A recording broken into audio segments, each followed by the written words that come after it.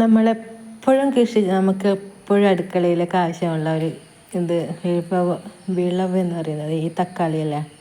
അപ്പോൾ ഈ തക്കാളി ഇപ്പോൾ ഈ മഴയത്ത് നമുക്കധികം വിത്ത് മുളപ്പിച്ച തൈകൾ ഉണ്ടാക്കാൻ അത് കുറച്ച് ബുദ്ധിമുട്ടുള്ള കാര്യമാണ് അല്ലേ, എല്ലാവർക്കും അറിയാം ബുദ്ധിമുട്ടുള്ള കാര്യമാണ്. അപ്പോൾ നമുക്ക് വേനൽക്കാലത്ത് ഇങ്ങനെ ധാരാളം തക്കാളി പിടിച്ച തൈകളെല്ലാം ഇങ്ങനെ അവിടെ ഉണ്ടാവുമല്ലോ, പിടിച്ചിട്ട് ഇങ്ങനെ എല്ലാം കഴിഞ്ഞിട്ടാകുമ്പോൾ നമുക്ക് ഇങ്ങനെ ഒരു രൂപത്തിൽ ചിലപ്പോൾ നമ്മുടെ അടുത്ത് ഇങ്ങനെ ഉണ്ടാവും.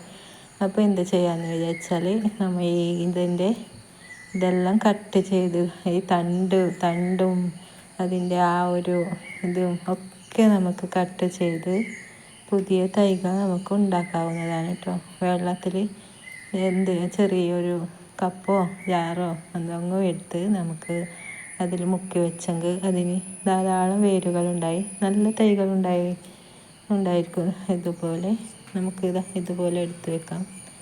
അപ്പോൾ അതിന് നമ്മളിങ്ങനെ എടുത്ത് വെച്ചെങ്കിൽ അതിൽ ഇതിനൊക്കെ വേരൊക്കെ വന്നിട്ടുണ്ട്. കണ്ട, കാണുന്നുണ്ടായിരിക്കും വേര് വന്നിട്ട്. അപ്പോൾ ഇതിനിപ്പോൾ നല്ല രീതിയിൽ വേര് വരും. ഒരാഴ്ച 2 ആഴ്ച വെച്ച് കഴിഞ്ഞ് നല്ല രീതിയിൽ അതിന് വേര് മുളച്ച് വരും. ആ വേര് മുളച്ച് വന്നെങ്കിൽ നമുക്ക് ഒരു ഗ്രോ ബാഗ്, അപ്പോഴേക്കും ഒരു ഗ്രോ ബാഗൊക്കെ ഇതിന് വേണ്ടുന്ന ഗ്രോ ബാഗൊക്കെ തയ്യാറാക്കി നമുക്ക് വെക്കാം. അപ്പോൾ ഇതിൽ പെട്ടെന്ന് നമുക്ക് കായ്കളുണ്ടാവും കേട്ടോ.